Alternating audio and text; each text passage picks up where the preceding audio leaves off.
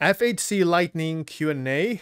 Didn't you say that the F8C Lightning will only be available after Squadron 42's release? CIG's answers. As we have quite a lot of special content that will drop after Squadron 42 releases, we felt it was a shame to keep one of the coolest UEE fighters sitting on a shelf, especially as players have been hijacking the AI flown F8s in the game. Oh yeah, been doing that a lot. And we don't think they should have all the fun. Okay, so they are giving to everybody who can buy them. Do we still get the opportunity to earn an F8C Lightning in Squadron 42? Those who play Squadron 42 may earn a number of bonuses that carry over into Star Citizen, including access to the F8C Lightning. So if you miss this birthday event, don't worry, you will have another chance after Squadron 42 releases, which is a big question mark. Hi everyone, welcome back to another of my Star Citizen video. In this video, I just want to give a quick opinion about the F8C that just got released yesterday. And to everyone's surprise, and actually it was hinted, I think, by an email on October 1st to all the concierge, but nobody can confirm it until yesterday when they released this ship that it was confirmed that the ship has been released, the F8C Lightning.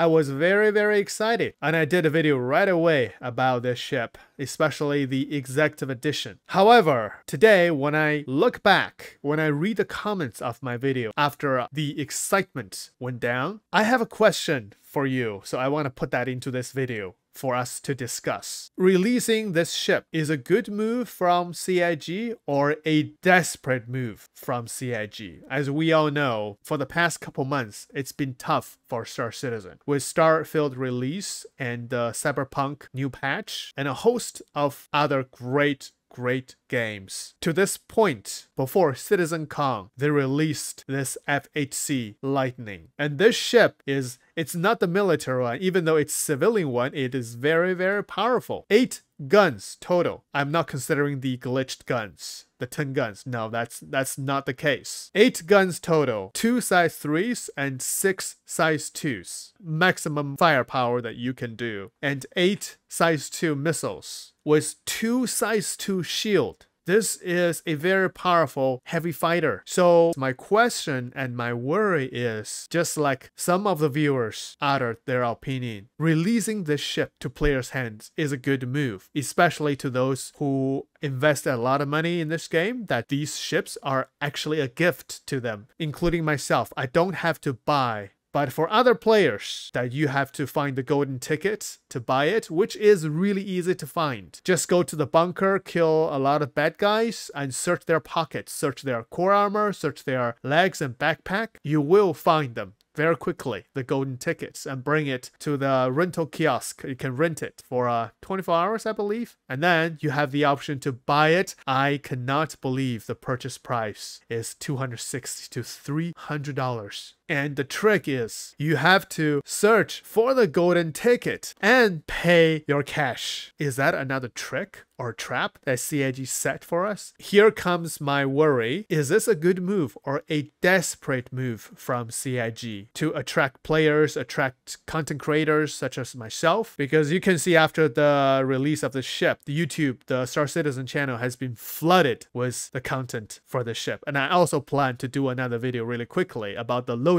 of the ship, to dive deep into the ship, because this is such a powerful ship, and that's exactly what it worries me. Will it overshadow all the other fighters? So let's take a look of all the similar ships. Compare selected. F8C Lightning. This ship has 8 guns and 2 size 2 shield. Very powerful. And also 8 missiles, but with only 1 seater. And this ship does not have any other special utilities like EMPs or torpedoes. So by looking at all these ships, I think it will overshadow a little bit, because if I'm choosing a single-seater fighter to combat, especially PvE, I will definitely consider this F8C Lightning. So comparing F8C Lightning with a 325A, the 325A has an interior, but the F8C Lightning does not have an interior. Compare with the Ares Inferno and Ion. The Ares Inferno Ion has a lot of missiles. You can even put 2 size 5 torpedoes in it. It's a lot of fun to use as well. And the Inferno is different. It has all these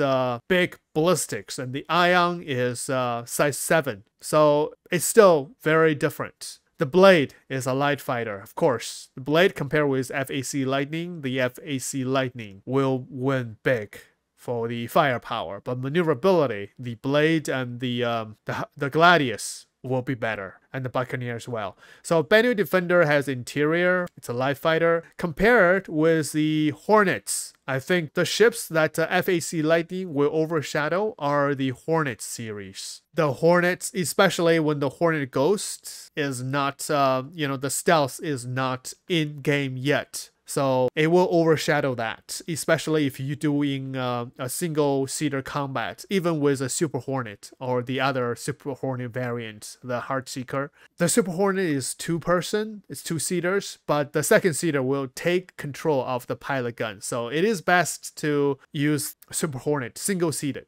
So F8C Lightning will definitely overshadow the Hornet series, I believe. For the Gladiator is a torpedo ship, so it's different. The Glaive is a cool looking alien ship with 2 big size 5 guns. I think it's still different than the F8C Lightning. The Hawk has EMP, Hurricane, of course, Hurricane, and the Scorpius and Teres. They are different because you have a gunner. With a gunner, that ship is double powered. And the Scorpius on Teres has an EMP. That is different. So I think F8C Lightning will not overshadow these 3 ships too much. The Saber Raven is the EMP ship. Saber, light fighter. It will overshadow all the single-seater light fighters. Karual, yes.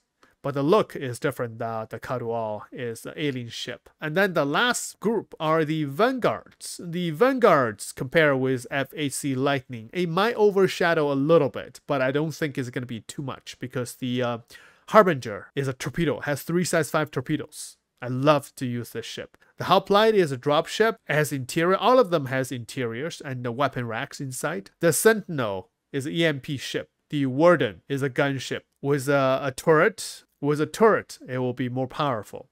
Okay, so my worry is kind of lifted a little bit. So what is your opinion about this topic? Will F8C Lightning overshadow all other fighters? Light fighter, medium fighter, and heavy fighters. But second worry is this a desperate move from CIG? Or their desperate move to get money? The reason CIG gave is we felt it was a shame to keep one of the coolest UE fighters sitting on a shelf. But what about the Kraken? What about the other unreleased ships? There are tons of them. What about this Ranger? The list goes on and on. What about the Idris? What about the Polaris? What about the Odyssey? What about the Perseus? What about the... especially, what about the Merchantman? What about the Genesis? What about the passenger transport missions that we were promised, I think a year ago, 2 years ago? What about the Galaxy? What about the Endeavor? What about the modularities for the Retaliator? What about the Apollos? What about the Raylan and the Sentoki Eye? I think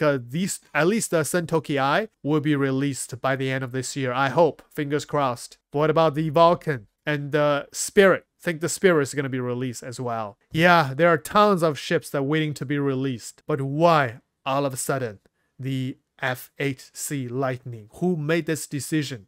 Based on what? What is the real reason that they give this ship to us? So it's good. I love this ship. We love this ship, right? But on the other hand, it also worries me. And those are 2 of my worries. So what do you guys think? What's your opinion? Be free to leave in the comments. And do you love this ship? Alright guys, so this is it for this one. Stay tuned.